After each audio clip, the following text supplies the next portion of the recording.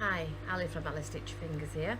Today I'm going to show you how to make this makeup roll and pouch, and basically it consists of a lovely fabric with wadding in between to give it some stiffness. It's got a magnetic clasp, a see-through zipper pouch for putting your makeup in, and then it's got these brush dividers here. Now how it works is it rolls up like that and the magnetic clasp goes together and you've got your nice compact roll. So first of all, I have done a little bit of prep to make it a bit shorter because it is quite a lengthy one. All I've done is I've cut the pieces out according to the instructions. So I have my 2 pieces of film cut out to shape. I have my zip cut to 22-inch length. I've put my slider on, so that's all ready to go. And on these pieces I have put the magnetic clasp. So I've got my main body piece with the wadding there, I've got my lining piece there, I've put a little bit of fabric on the back. You just cut 2 little slits into those holes there as mat, 1.5 inches away from the edge so you can get your foot round. Don't forget to do that because you won't be able to stitch it. And then open the legs. So basically when you put that together they look like they're going to fit, but what you need to do is have one going on one side and one going on the other side so that when it rolls up it matches. So that's the prep I've done for that. The gusset, I have got my 2 pieces of fabric. Can't remember what it said on the instructions, so you'll have to check on that, but basically I've got my 2 pieces, stitched them together down the short seam and pressed it open. These are what is going to go in with the zip on the inside. So basically that's going to go like that, and another one on the opposite side, right side's facing, so your zip is enclosed in there, but we'll get to that in a bit. And then the other bit of prep I've done is my pocket divider and my gusset cover, which I've just turned in by 1 centimetre seam each end and on 3 sides on that one. This piece, I'll show you where it's for, then you might understand a little bit more, is this bit here that goes along the back to cover the workings. So you've got your zip at each side and then you've got your cover that just covers the workings there. So let's get started. First of all, I'm going to work on the zip pocket. Forgive us if we're a bit sweaty, it's very hot today and we shouldn't complain. I've got my lining piece here, and on this I'm going to put my brush divider. Now it measures 15 inches, so I want to divide it into 3 sections. So to do that, you've got your 15 inches, you've got 5 inch, 10 inch, 15. I'm going to start at the 10 inch, so I'm putting the zip divider on the middle section only, although I've got it upside down, so I will turn that around. So 5 inches in from the side, place the zip divider, and that is where we're going to start stitching our zip dividers. So I'm going to start lining up the bottom there and stitch, and you need to put a back stitch on at the top. Stitch all the way down, take that out, getting everything caught together. And now this is where you've got a little bit of freedom to do whatever you want. You may be using this for paintbrushes, you may be using it for pens. If so, get one of said implements, say I was doing it for these tweezers, put them in, see what space you want, and then you can stitch down. I'm just going to do it randomly because it's for brushes. I'm sure one of my daughters or friends would like a brush, a makeup bag. Back and forth at the beginning, stitch down. All you need to remember is you need to stop at the 5 inch mark on this, so you may need to actually change it. I'm going to quickly do a few more. I'm going to do quite a big one now, so if you've got a big foundation brush, keeping it level, take more time than what I'm doing.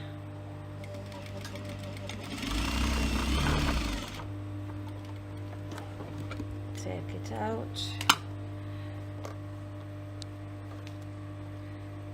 move it down again,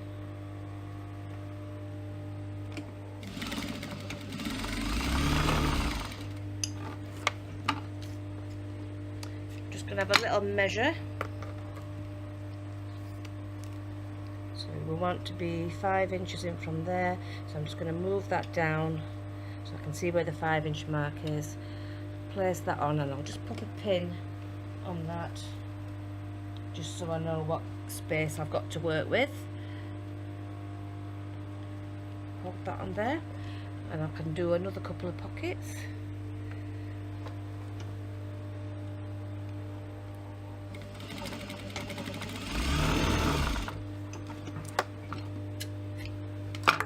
Get rid of all the trims at the end. Just move that down a little bit. Don't put pins in your mouth, ladies and gents. Let's stitch this one down first.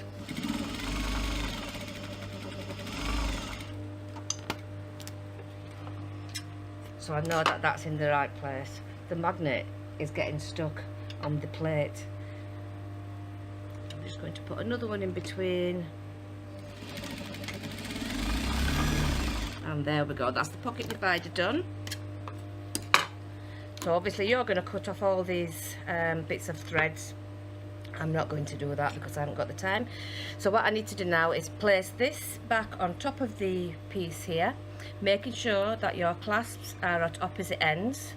Centralize it, and then I'm just going to stitch all the way around with quite a big stitch because it's just basically to baste it together, so I know that all my pieces are going to be as one.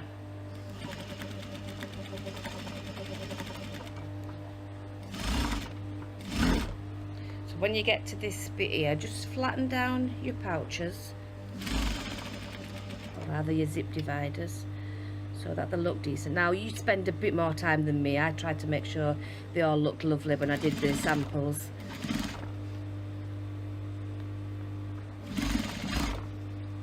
But you won't have somebody filming you looking very hot and sweaty. Oops. So just go quickly all the way around. Actually sew it on the fabric though, Ali. Keeping it nice and flat. Because then if you we've run out of bobbin thread, always the case, isn't it? Just quickly change the bobbin thread. But I won't have the right colour, so let's just see what colour we're going to put in. I haven't actually run out yet, but I nearly have.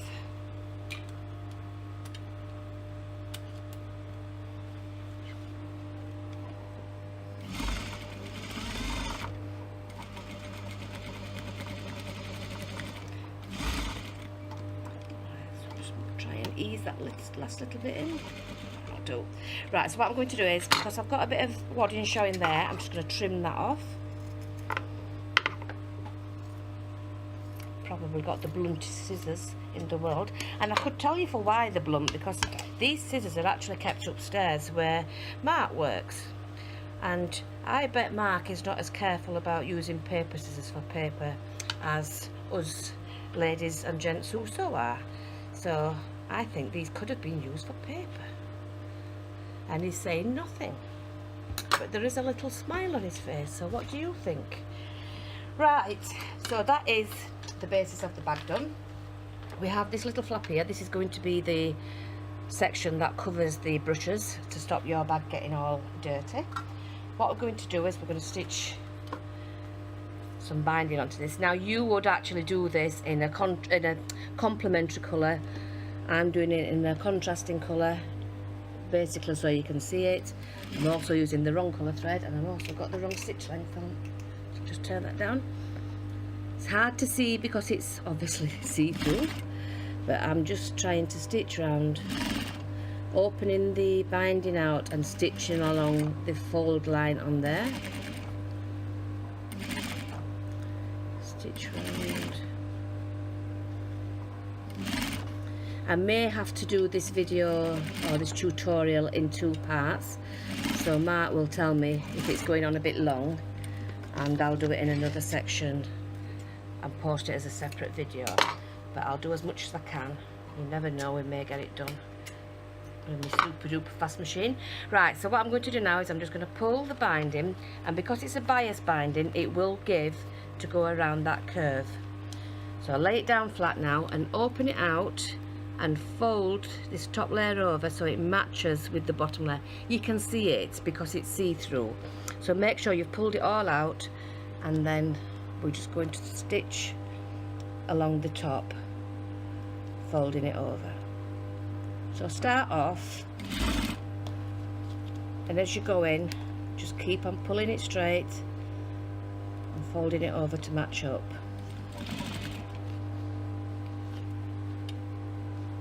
Again, take a bit more time than I am.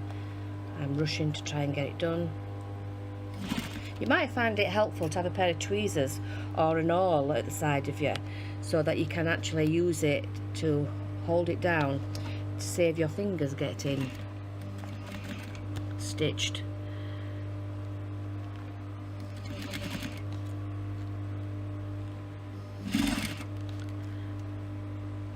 So just hold it down as you're going around.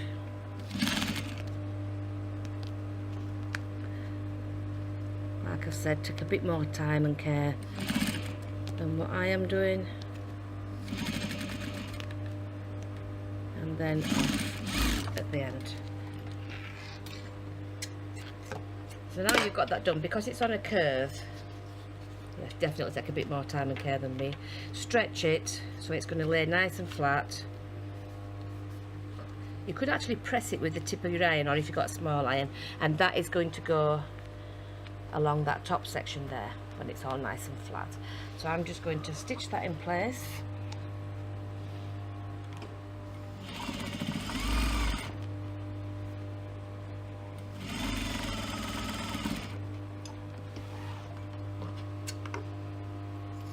Trim off the excess, and that's that section done. Now the next section is the gusset, and Mark's giving me a marker, so maybe 5 more minutes, and I'll see if I can get this started and we'll finish in the next one. So what I've got is 2 pieces here, and I'm going to place them with the seams together there. I'm just going to use a clip. I'm going to get my zip, and I also need to just do the zip ends on this, so I'll quickly do that. This is not essential, but it does give you a nice neat finish. Place it on the bottom of your binding, bring the top over and just stitch along the top there. Actually, it's long enough to put the other one in as well at the same time. Place the other one in, the other end, and stitch across that as well. Take your scissors and cut it flush with the side of the zip on both sides, and then you've got your zip ends finished.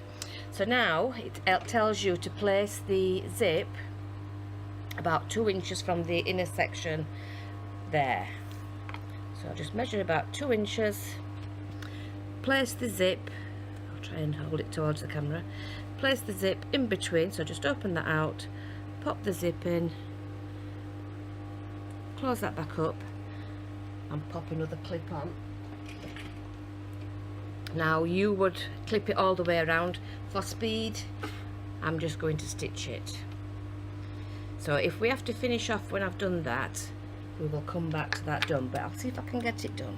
Right, so just pop that inside,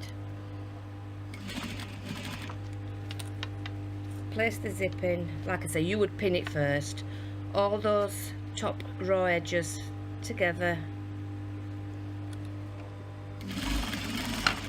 and stitch.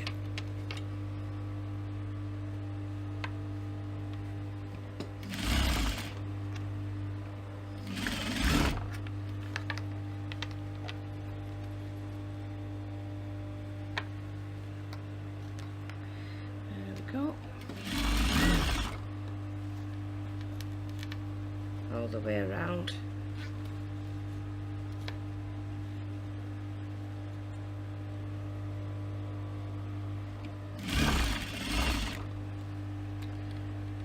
Take the last one off, place it inside. It's a little bit long, It's not, it'll be alright. And just sew up to the end there, and I will finish the next part and show you how to finish it off there. So I'm just going to sew right to the start. There we go. So your zip is actually enclosed inside there, and you can top stitch that to hold it all down nice and neat.